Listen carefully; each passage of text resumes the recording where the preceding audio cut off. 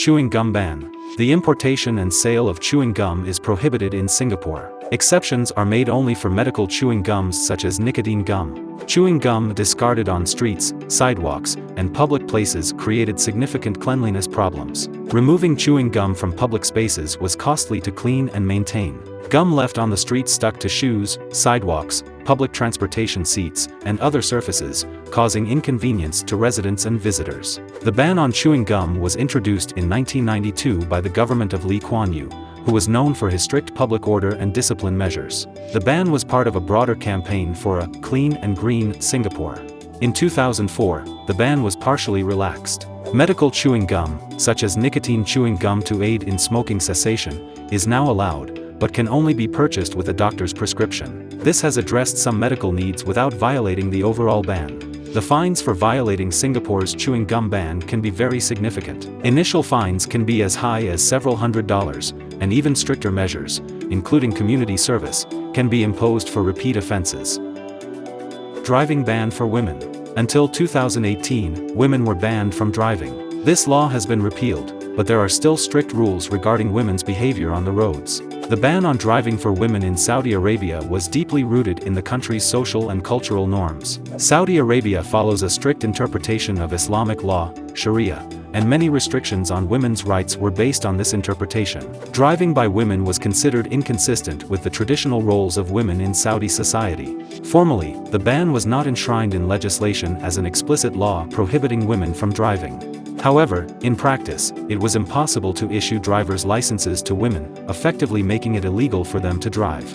The ban on driving made women completely dependent on men for transportation. They could only travel with the help of male relatives or hired drivers, which created significant inconvenience and financial costs. The ban limited women's employment opportunities and participation in public life, as they could not travel independently to work, educational institutions, or places of social activity. Until recently, the public transportation network in Saudi Arabia was underdeveloped, especially in smaller cities and rural areas. This made using public transportation inconvenient and often impossible for many women. Saudi Arabia has strict rules on the separation of the sexes in public places. This rule also applied to public transportation. Buses and trains could have separate sections for men and women, which created inconvenience and limited women's access to transportation. In Saudi society, women were often expected to restrict their movement outside the home, especially unaccompanied by men. This made the use of public transportation undesirable or even socially unacceptable.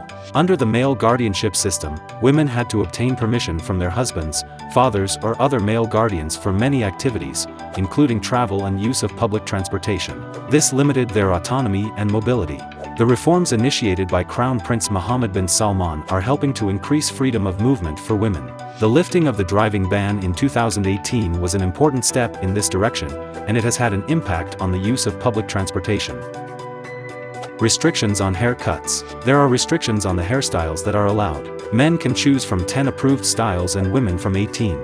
North Korean citizens are offered a limited selection of government-approved haircuts. These hairstyles include simple and conservative styles that conform to ideological requirements. Haircutting restrictions serve to maintain unity and equality among citizens. North Korea's leadership strives to ensure that all citizens look the same and conform to certain standards, which promotes social control and prevents the expression of individuality.